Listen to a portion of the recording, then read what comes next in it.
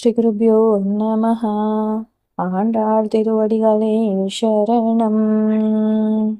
உள்ளும் சிலம்பினகான் புல்லரையன் கோயில் வெள்ளை விழிசிங்கின் பேரறவும் கேடிலையோ வில்லாயெழுந்திராய் பேமுலை நஞ்சுண்டு களச்சகடன் களக்களிய காலோச்சி வெள்ளத்தரவில் துயிரமர்ந்த வித்தினை உள்ளத்து கொண்டு முனிவர்களும் யோகிகளும் வெள்ள எழுந்தாரி என்ற பேரறவும் உள்ளம் புகுந்து ಕುಳಿಂದಿಲೋರೆಂಬಾವ.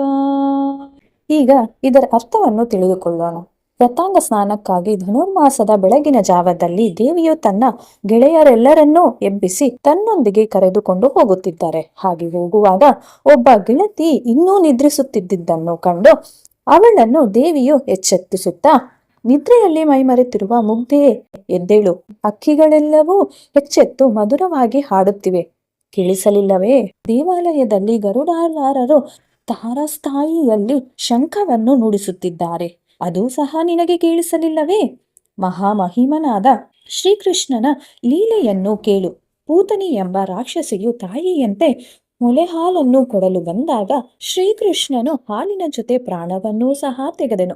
ಮತ್ತೊಮ್ಮೆ ಶಕಟಾಸುರನು ಬಂಡಿಯಾಗಿ ಬಂದು ಶ್ರೀಕೃಷ್ಣನನ್ನು ಕೊಲ್ಲಲು ನೋಡಿದಾಗ ಆ ಒಂದು ಮುಗ್ಧ ಪಾದಿಗಳಿಂದ ಆ ಅಸುರನನ್ನು ಕೊಂದನು. ಇಂತಹ ಪರಮಾತ್ಮನು ಕ್ಷೀರಸಾಗರದಲ್ಲಿ ಆದಿಶೇಷನನ್ನು ಹಾಸಿಗೆಯಾಗಿ ಮಾಡಿಕೊಂಡು ಯೋಗ ನಿದ್ರೆಯಲ್ಲಿದ್ದಾಗ ಆ ಜಗನ್ಮೂಲನನ್ನು ಮುನಿಗಳು ಯೋಗಿಗಳು ಹರಿನಾಮದಿಂದ ಸ್ಮರಣೆ ಮಾಡುತ್ತಿದ್ದಾರೆ. ಆ ಶಬ್ದ ಕೂಡ ನಿನಗೆ ಕೇಳಿಸಲಿಲ್ಲವೇ?